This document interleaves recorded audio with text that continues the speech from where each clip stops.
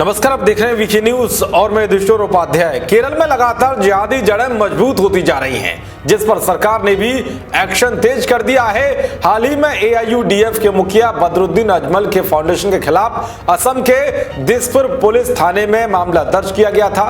अजमल के एनजीओ पर विदेशों से गलत तरीके से पैसे लेने और आतंकियों की फंडिंग में इसका इस्तेमाल करने का आरोप लगा था। इसी बीच राष्ट्रीय बाल अधिकार संरक्षण आयोग ने बदरुद्दीन के बाल गिरोह को लेकर बड़ा सनसनीखेज खुलासा किया है। दरअसल राष्ट्रीय बाल अधिकार संरक्षण आयोग को असम और मणिपुर में बदरुद्दीन अजमल के मरकाजुल मारिफ की ओर से संचालित 6 बाल संरक्षण गिरोह में फंड्स का गलत इस्तेमाल किए जाने का पता चला है। इनमें से एक बाल संरक्षण गृह को तो उस एनजीओ से फंड मिला है जिसकी वैश्विक आतंकी संगठन अल-कायदा से लिंक की जांच की जा रही है।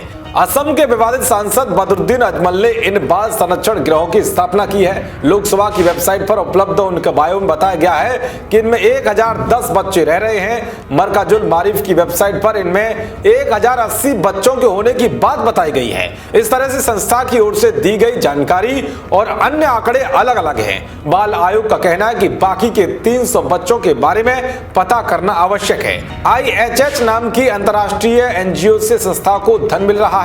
साथ ही बच्चों की एक सूची भी मिली है जिन्हें इस धन का फायदा मिल रहा है। 2017 की एक सूची के मुताबिक इन बच्चों को IHH स्पॉन्सर कर रहा है।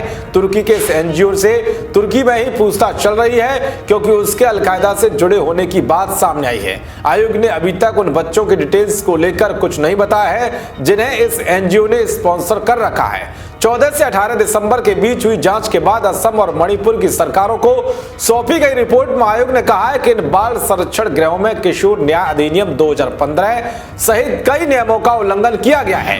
वहां के गंदे और अनहाइजेनिक टॉयलेट्स, लड़कियों के लिए असुरक्षा, बांस के डंडे से दंड देने सहित कई ऐसी चीजें हैं जिनके बारे में रिपोर्ट में बताया गया है।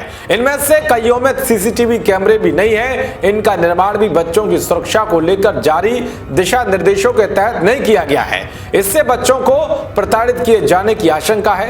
कर्मचारियों ने भी स्वीकारा है कि बच्चों को शारीरिक रूप से दंड दिए जाते हैं। एक बाल संरक्षण गृह में तो पुरुष कर्मचारियों को बच्चियों के कमरे में घूमते हुए देखा गया और वहां भी घूम रहे थे जहां ये बच्चियां सोती हैं। इसके अलावा 1000 स्क्वायर फीट के कमरे होने चाहिए जबकि सभी इससे छोटे थे और उनमें से दुर्गंध आ रही थी। साफ सफाई की व्यवस्था नहीं थी और काउंसलिंग रूम की भी व्यवस्था नहीं की गई थी। आयोग ने पाया कि इनमें से कईयों के रजिस्ट्रेशन एक्सपायर हो चुके थे लेकिन उन्होंने फिर से अप्लाई नहीं किया। 2012 में मुख्यमंत्री की योजना के तहत भी इन्हें धन मिला था। इन बाल संरक्षण गृहों के परिसर में खुलेआम जानवरों की हत्या की जा रही थी जबकि बच्चों को इस तरह से दृश्य नहीं देखने चाहिए। आयोग की रिपोर्ट असम और मणिपुर की सरकारों को सौंपी गई है। बता दें कि कुछ दिनों पहले ही ये खबरें सामने आई थी कि इन बाल संरक्षण गृहों को चीन की संस्थाओं से फंडिंग मिल रही है।